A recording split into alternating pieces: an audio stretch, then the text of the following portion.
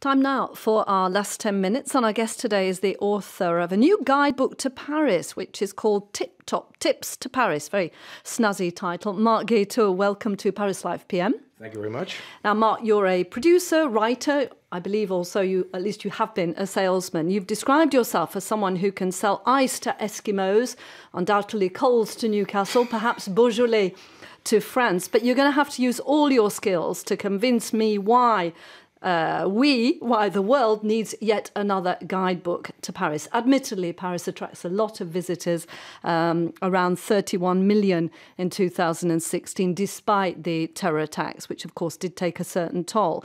But still, isn't, in all honesty, the market a bit awash with guidebooks? What made you want to write this one?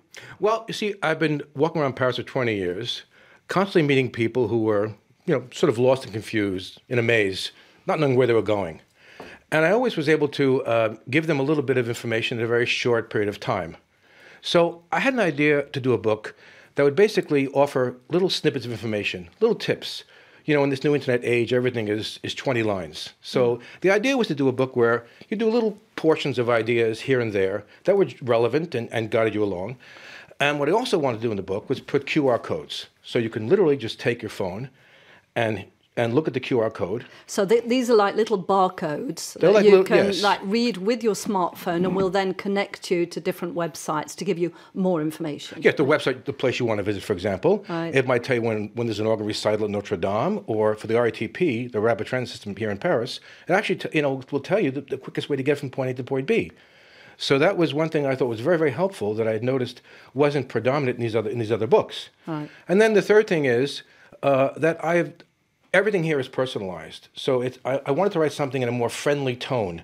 Then I felt that a friendly tone would be much more better than just a typical, listing of things without any sort of personal voice, which I tried to put into the book. Right. So it's as if because this book is quite small, which I have to say is very handy. It's not this great fat tome. So it's as if we're putting a little bit of Marc Gaïto in our pocket when we go out visiting. Yes, even though I'm this big, yes, that's true, yes. You're an impressive person, but here you are. This is a little potted version of Marc in your pocket. So you take the reader on 7 walks around mainly central Paris. These walks are quite well trodden, aren't they? We go from Concorde to Trocadero, from Palais Royal to the Tuileries Gardens, from Châtelet to Bastille, from the Latin Quarter to Saint-Germain. How did you, take us on one of the walks that you think perhaps is that you particularly enjoy? Well, I really like walk number 5, which begins at the where everyone meets in Paris, which is the Place Saint-Michel, where the archangel Saint Michel killed the devil. And then I love this walk because it goes through different moments of history in Paris. For example, it takes you to by the Cluny Museum, where the Roman baths were. Yeah, this is a medieval museum. Yes, yeah. But these were the actual Roman baths from the 3rd century BC, AD rather, where I can just imagine Roman soldiers, washing the dust of battle away in these beautifully cool, wonderful pools. It takes you towards down the street a little bit, Boulevard Saint-Germain, towards the Dumago, the famous cafe, which to me is like theater. I mean, it's got this was Jean-Paul Sartre. This was, the really emblematic cafe from the Paris Saint-Germain period in the 1950s. That's right. But today, you have a wonderful hot chocolate on the terrace, and the world passes you by. It's better than YouTube. You can see the whole world going by, every sort of person imaginable, and it's really an entertaining experience. And then, of course, after that, if you continue along, and you make a right, you end up at a window where there might be a polar bear standing, looking down at you, which is, the famous taxidermy. Okay, right. And then, in the other direction, it's what I call Sweet Street, which is the Rue de Bac, lined with a wonderful array of different patisseries, where your glucose level can just, blow the top of your head off. And it's just a lovely assortment of pastries that really represent the high skill of the Parisian art form. And then finally, you end up in Valhalla, which is like the Mount Olympus of all gourmet stores, the Bon Marché.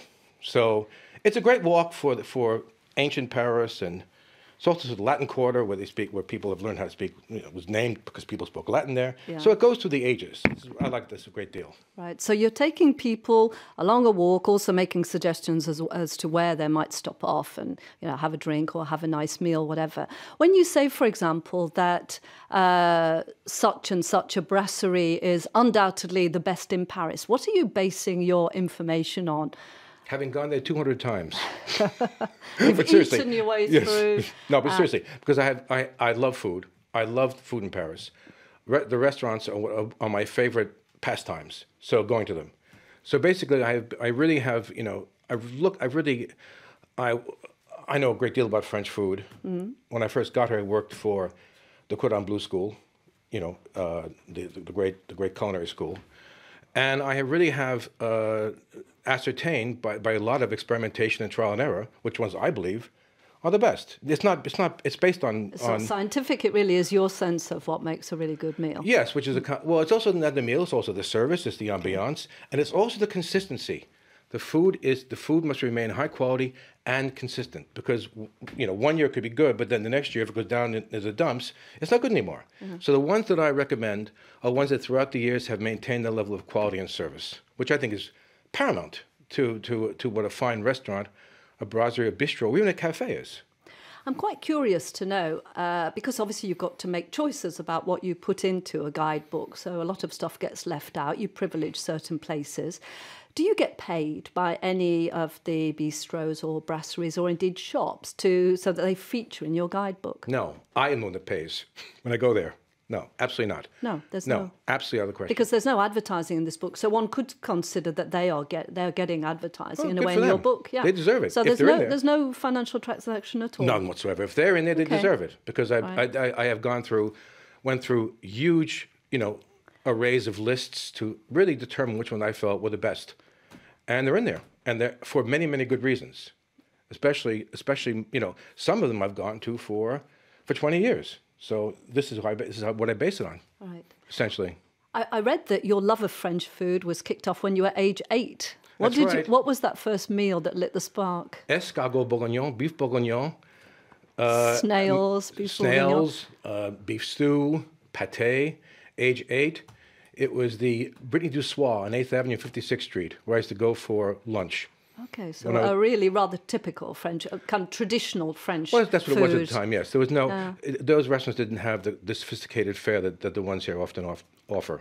It was much more mainstream, but again, at the time, excellent. Do you think that French cuisine has maintained that high standard, or by diversifying so much more, do you think it's lost its way a little bit? Actually, in many respects, it's gotten even higher than before. Really? Yes. The pastry chefs and the art of the pastry now is absolutely superb. The best pastry in the world is here. This is what distinguishes this city, especially, from anywhere else that I've been to, and I've been around. Really, honestly, the variety.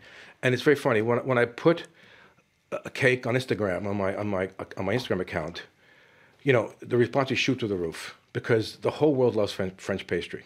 But even the other foods even the other restaurants serving all kinds of wonderful, innovative foods, very high quality, local producers, great care taken in the preparation. And if something goes wrong, often here, they just don't sit around and say too bad. Right. They fix it. Now, Mark, you also offer some tips which aren't just related to tourism in the sort of classic sense. You offer some cultural tips too, like if you're going to the many outdoor markets, don't try and touch the fruit and veg, don't expect to be able to pay by check. Do you feel that people, especially American tourists, are still rather unaccustomed to French ways, that they still need guidance? Yes, they are. Especially also, by the way, when you go to these places, bring a bag, because, in America... Now we're more accustomed in France now to have the doggy bag, but it's still really in its early stages. Oh, I'm sorry. To carry things with. Oh, yeah, right. Okay. But no, they're not they're just used to whipping out their credit cards and paying for everything. Yeah. And often, when you pull a $50 euro note here, no one has any change. So, yes, that's very important, quite frankly. Right.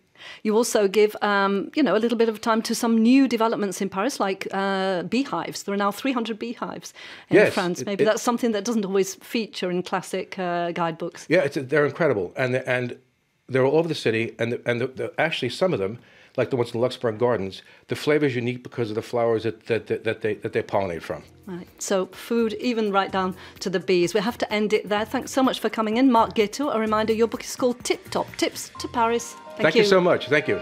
Thank you.